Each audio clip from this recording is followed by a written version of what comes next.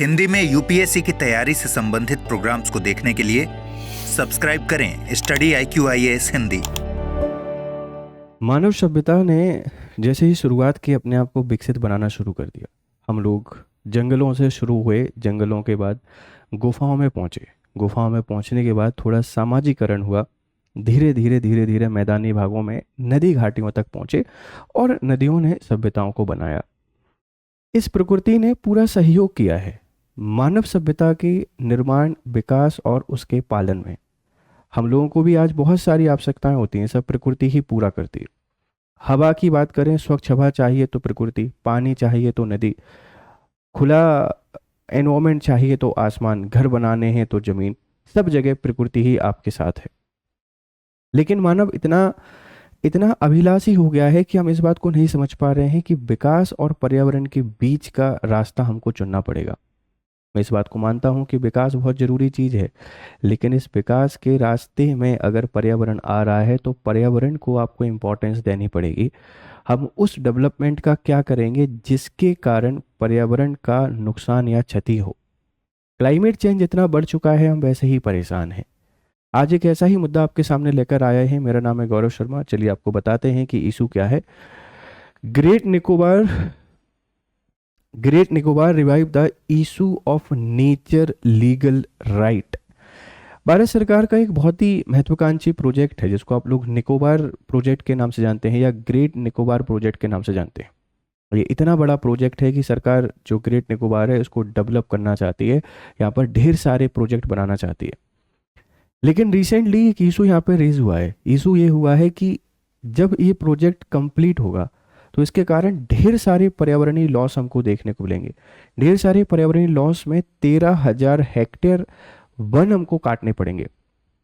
आप समझ रहे हैं 13,000 हेक्टेयर वन काटना कितना बड़ा लॉस है। क्योंकि ये जो ग्रेट निकोबार है ना, ये ग्रेट निकोबार सिर्फ ग्रेट निकोबार नहीं है, आप इस बात को समझिए। ये हमारा एक तो बायोस्फीयर रिजर्व के भी है ना, ये BR है बायोस्फीयर रिजर्व। और बायोस्फीयर रिजर्व का मतलब क्या है? जैव विविधता का बहुत बड़ा हॉटस्पॉट है, बायोडाइवर्सिटी का बहुत ही बड़ा हॉटस्पॉट है। और जैव विविधता का मतलब आप लोग समझते हैं कि विभिन्न प्रकार के जीवों के बीच पाई जाने वाली विविधता।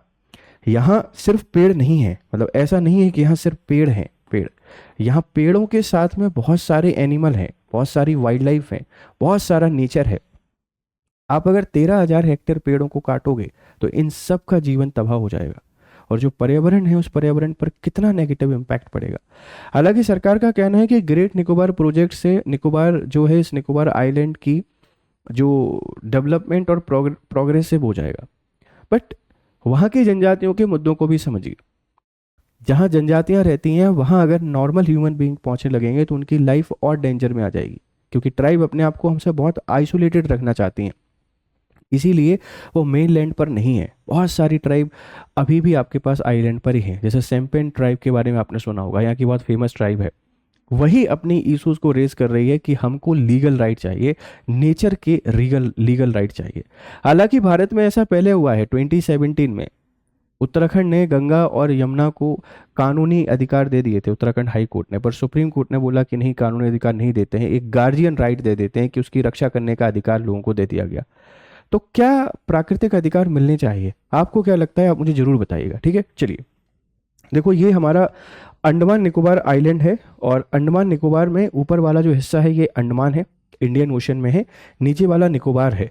अब इसमें ग्रेट निकोबार ये सबसे नीचे है, सबसे नीचे। और यहाँ ग्रैंड चैनल आपको देखने को मिलेगा जो इंडोनेशिया से इसको अलग कर रहा है। तो अंडमान निकोबार आइलैंड जो है, इस अंडमान निकोबार आइलैंड का सबसे अंतिम में ग्रेट निकोबार है। इस ग्रेट निकोबार को डेवलप करने का एक प्रोजेक्ट है भारत सरकार का। इसके अंतर्गत काफ़ी सारी चीज़ें यहाँ पे बनाई जा रही हैं। काफ़ी सारी चीज़ें बनाई जाने का मतलब क्या है? यहाँ पर देखो, आपको बहुत सारी चीज़ें देखने को मिलेंगी। ये जो पॉइंट्स आपको दिखाई दे रहे हैं ना, अलग अलग कलर में, सरकार कह रही है कि हम लोग यहाँ पे क्या बना देंगे, हम यहाँ पे बना देंगे बहुत सारी चीज़ें। जैसे देखो, ये तो फॉरेस्ट एरिया है, नेशनल पार्क है। ये जो ब्लू कलर में आपको दिखाई दे रहा है ना, ये land to be develop under the great Nicobar development project. हम इसको एक ग्रेट निकोबार डेवलपमेंट प्रोजेक्ट के अंतर्गत डेवलप करेंगे। यहाँ बंदरगाह बनाएंगे, यहाँ इलेक्ट्रिसिटी प्लांट बनाएंगे, यहाँ एक टाउनशिप बनाएंगे सभी लोगों को रहने के लिए। तो ग्रेट निकोबार प्रोजेक्ट एक बहुत इंपॉर्टेंट प्रोजेक्ट हो सकता है सरकार के लिए। आई बिलीव कि सरकार डेवलपमेंट चाहती है, पर यहाँ जो कंसर्न है, एक तो पर्यावरण लॉस का कंसर्न है, दूसरा ट्राइब की जो राइट है उनका कंसर्न है। या क्लेम ये किया जा रहा है, सरकार का कहना ये है कि हमने जब इस प्रोजेक्ट को शुरू किया तो उससे पहले जो भी एसेंशियल परमिशंस थी हमने ले ली, जबकि एसेंशियल परमिशंस ये कहती हैं कि किसी ट्राइबल एरिया में आप लोग डिस्प्लेसमेंट करना चाहते हो, वहाँ पर कुछ भी विकास करना चाहते हो, वहाँ की जनजातियों से आप परमिशन ले लीजिए। जनजातियों से परमिशन लेने का मतलब क्या है कि आप वहाँ की ग्राम सभा से परमिशन ले लीजिए। अब सरकार का कहना है कि हमने ग्राम सभा से परमिशन ले ली है, लेकिन वहाँ के जनजातीय समुदाय कह रहे हैं कि ये सब बिल्कुल गलत है, क्योंकि हमने फॉरेस्ट राइट एक्ट 2006 को पढ़ा है और वो ये कहता है कि अगर आप किसी भी ट्राइबल एरिया में डेवलपमेंट करने जा रहे हैं तो वहाँ के लोगों से आप परमिशन ले दीजिए। अगर वो अलाउ करते हैं तो डेफिनेटली आप यहाँ पे विकास के कार्य कर पाएंगे। तो इसी को लेकर विवाद की शुरुआत हो गई है। तो ग्रेट निकोबार प्रोजेक्ट क्या है? सरकार यहाँ को डेवलप करना चाहती है, टाउनशिप बनाना चाहती है, बंदरगाह बनाना चाहती है, इलेक्ट्रिसिटी प्रोड्यूस करना चाहती है, ढेर सारी चीज़ें करना चाहती है। पर इनकी कीमत क्या है? 13,000 पेड़ों को काटना, 13,000 हेक्टेयर पेड़ों को काटना और जनजातियों के जीवन को अस्त व्यस्त कर देना। तो इसी को लेकर बहस है। अब देखो सुप्रीम कोर्ट क्या कहता है, इस बात को देखा जाएगा। ये क्या है ग्रेट निकोबार? देखो, पारिस्थितिक महत्व अंडमान एवं निकोबार द्वीप समूह विश्व के प्रमुख जैव विविधता हॉटस्पॉट में से एक है। यह द्वीप वैश्विक कार्बन भंडार और जलवायु नियंत्रक के रूप में कार्य करते हैं, लेकिन विकास की दिशा मुख्य भूमि भारत की जरूरतों से प्रेरित है, ना कि द्वीपीय परिस्थितिकी से। जो विकास की हम लोग बात करते हैं, डेवलपमेंट की हम लोग बात करते हैं, वो मेनलैंड के लिए सही है, हिली एरियाज और आइलैंड के लिए नहीं है, ध्यान रखना, क्योंकि इनका काम ही पर्यावरण संरक्षण है। बहुत सारी कार्बन डाइऑक्साइड को ये ऑब्जर्व करते हैं, बहुत सारी O2 हमको देते हैं, वाइल्ड लाइफ को प्रोटेक्ट करते हैं, बहुत सारी चीज़ें हमको यहाँ से मिलती हैं। तो जो विकास का कंसेप्ट है ये आइलैंड और हिल एरिया में कभी भी नहीं चल सकता, हमको दूसरा कोई रास्ता यहाँ पे निकालना पड़ेगा, ठीक है। अब ग्रेट निकोबार मेगा प्रोजेक्ट क्या है? भारत सरकार की बहु करोड़ रुपए की योजना है। इसमें बंदरगाह बनाएंगे ट्रांसशिपमेंट के तौर पर, जो एक ट्रांसपोर्ट का हब बनेगा। जैसे आपको पता है कि मलक्का स्ट्रेट से यहाँ पे व्यापार होता है, तो व्यापारिक हब के तौर पर हम इसको इमर्ज कर रहे हैं। अब बनाएंगे और यहाँ पे ट्रेड करेंगे तो कितना एनवायरमेंटल लॉस होगा, आप इस बात को समझ सकते हैं। विद्युत संयंत्र यहाँ पे बनाया जाएगा, पावर प्लांट बनाएंगे। अब पावर प्लांट बनाएंगे मतलब सीधी सी बात है कि हम थर्मल पावर प्लांट बनाएंगे, और थर्मल पावर प्लांट बनाने का मतलब क्या है? कार्बन इमिशन करना, मतलब यहाँ की पूरी जो डाइवर्सिटी है, बायोडाइवर्सिटी, इसको नुकसान पहुंचाना। हवाई अड्डा यहाँ पर बनेगा और नया टाउनशिप बनाया जाएगा। इस परियोजना के तहत लगभग 13,000 हेक्टेयर घने वन क्षेत्र प्रभावित होंगे।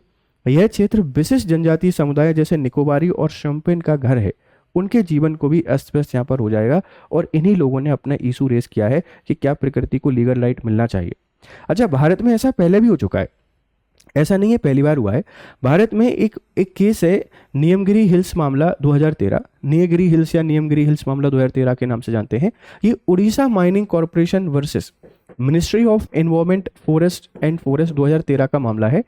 उड़ीसा की डोंगरिया कोंद जनजाति ने अपने पवित्र नियमगिरी पर्वत पर बॉक्साइट खनन का विरोध किया। एक माइनिंग कॉरपोरेशन कंपनी थी, ये उड़ीसा में माइनिंग करने की कोशिश कर रही थी, लेकिन जो जनजाति थी, जनजाति इसको आप लोग डोंगरिया कौन जनजाति कहते हैं, इन्होंने विरोध कर दिया। विरोध किया तो मसला सुप्रीम कोर्ट के पास पहुंचा। सुप्रीम कोर्ट ने बोला कि भाई एक काम करो, जो ग्राम सभा उसे जनमत संग्रह करा लो। ग्राम सभा से जनमत संग्रह जब कराया तो उसने उसके अगेंस्ट वोट डाल दिया, तो माइनिंग रुकवाना पड़ा। तो ऐसा यहाँ पर भी हो सकता है कि जो ग्रेट निकोबार प्रोजेक्ट है, ग्रेट निकोबार प्रोजेक्ट, इस ग्रेट निकोबार प्रोजेक्ट में वहाँ की जो ग्राम सभा है, अब ग्राम सभा से एक बार जनमत संग्रह करा ले, और ग्राम सभा अगर डिनाई कर देते हैं तो फिर ये काम नहीं हो पाएगा। क्योंकि मैं मानता हूँ डेवलपमेंट बहुत जरूरी है, लेकिन पर्यावरण की कीमत चुका के कभी भी डेवलपमेंट नहीं होना चाहिए, नहीं तो भविष्य की जो पीढ़ियां हैं उनके साथ फिर गलत होगा। वो कैसे सरवाइव कर पाएंगे इतने क्लाइमेट और इतने नेचर चेंज के बीच में। इसकी रक्षा करना हमारा कर्तव्य है। देखते हैं आगे इस पे क्या मसला होता है। तो ये वाला आप लोग एक एग्जांपल दे सकते हैं। ग्रेट निकोबार द्वीप की जब पारिस्थितिक संकट की बात आ रही है, तो जो नियमगिरी जो हमारी पर्वत, वो नियमगिरी हिल्स हैं, इस नियमगिरी हिल्स के 2013 के मसले को हम लोग एक रेफरेंस के तौर पर ले सकते हैं। सुप्रीम कोर्ट ने कहा कि ग्राम सभाओं को अंतिम निर्णय लेने का अधिकार दिया गया।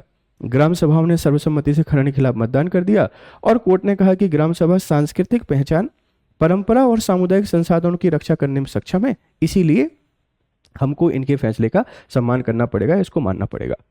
ठीक है। ग्रेट निकोबार परियोजना में भी यही प्रश्न उठता है कि क्या वहाँ की ट्राइबल काउंसिल से वन अधिकार अधिनियम 2006 के तहत अधिकार निपटान की अनुमति दी गई थी या नहीं, लेकिन कुछ लोग कह रहे हैं कि सरकार ने नहीं दी और ये गलत तरीके से प्रोजेक्ट को यहाँ पर शुरू कर दिया गया है।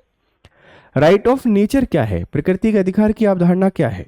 कई देशों जैसे बोलिविया, इक्वाडोर, कोलंबिया, न्यूजीलैंड ने अर्थ ज्यूरिस्प्रूडेंस की अवधारणा को यहाँ पर अपनाई है कि जो प्रकृति है, इस प्रकृति को लीगल राइट उन्होंने यहाँ पर दे दिया है। इसमें नदियां, वनों, पर्वतों जैसी प्राकृतिक संस्थाओं को कानूनी व्यक्तित्व, लीगल पर्सनहुड का दर्जा दिया गया है कि इनके साथ आप खिलवाड़ नहीं कर सकते। नदी से खनन नहीं कर पाओगे, नदी को परेशान नहीं कर सकते, नदी को ख़त्म नहीं कर सकते। इसी तरीके से पहाड़ों से माइनिंग नहीं कर पाओगे। देखो ये ज़रूरी है, सब कुछ ज़रूरी है, लेकिन उतना जितना नेचर बर्दाश्त कर सके, वहाँ नहीं जहाँ नेचर कॉलेप्स कर जाएगा। तो कानूनी अधिकार कौन लोगों ने दे दिया है? इसका उद्देश्य है कि प्रकृति को कानूनी अधिकार धारक, राइट होल्डर के रूप में मान्यता देना, उसके संरक्षण के लिए गार्डियनशिप बॉडीज नियुक्त करना कि भाई अब उसकी रक्षा करना भी जरूरी है। अगर हम रक्षा नहीं करेंगे तो कल एक बहुत भयावह स्थिति आ जाएगी। तो आपसे कोई पूछेगा कि राइट ऑफ नेचर क्या है, प्रकृति के अधिकार की अवधारणा क्या है? वो यही है कि प्रकृति को एक लीगल राइट दे दो ताकि हम उन प्राकृतिक संसाधनों की रक्षा कर सकें, उनको सिक्योरिटी प्रोवाइड कर सकें। राइट। भारत में उदाहरण क्या है? गंगा और यमुना को कानूनी व्यक्ति का दर्जा दिया गया था 2017 में। मामला Mohammad Salim versus state of Uttarakhand 2017 का था। उत्तराखंड उच्च न्यायालय ने गंगा, यमुना और उनके ग्लेशियरों को कानूनी व्यक्ति घोषित कर दिया। सुप्रीम कोर्ट ने इस आदेश पर रोक लगा दी, परंतु इसको गार्डियनशिप की अवधारणा को बल मिला। मतलब कि भाई चलो, हम इन जो नदियां हैं, ग्लेशियर हैं, इनकी रक्षा करना हमारा कर्तव्य है, हमें इनकी रक्षा करना चाहिए, इनका दोहन या मिसयूज हमको नहीं करना चाहिए। कोलंबिया का उदाहरण है अटाराटो रिवर केस है 2016 का। कोलंबिया की संवैधानिक अदालत ने अटाराटो रिवर को कानूनी अधिकार प्राप्त इकाई घोषित किया।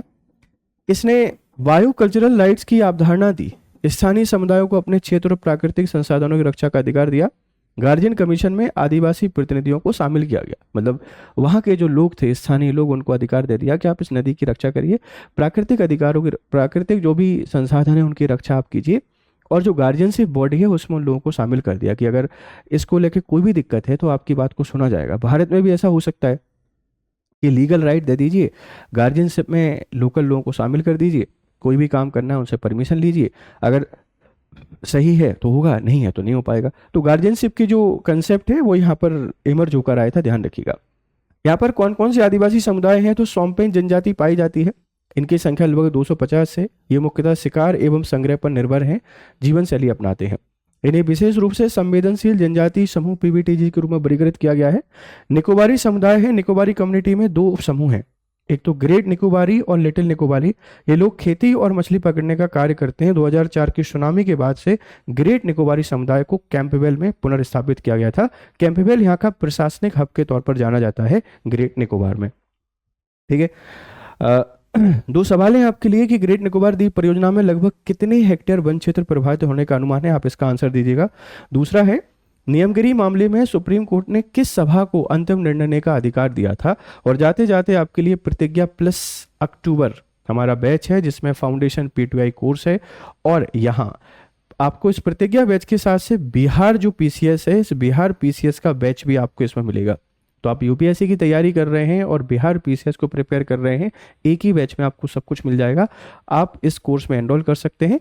स्टडी आईक्यू पर आप जाइए प्रतिज्ञा बैच में जाने के लिए, और GRS लाइव, आप इस GRS लाइव कोड को यूज़ कीजिए। आप जैसे ही इस कोड को यूज़ करते हैं आपको मैक्सिमम डिस्काउंट यहाँ पे मिल जाएगा इस कोड के साथ। ठीक है, ये मेरा टेलीग्राम चैनल है, आप इसको ज्वाइन कीजिए। यहाँ आपको PDF एंड अपडेट मिल जाएंगी। और जाते जाते आप मुझे बताइएगा कि क्या विकास इतना जरूरी है, पर्यावरण की दोहन हम कर सकें। Thank you very much for discussion. Have a nice time. Good day. Hindi में यूपीएससी की तैयारी से संबंधित प्रोग्राम्स को देखने के लिए सब्सक्राइब करें स्टडी IQ IAS हिंदी।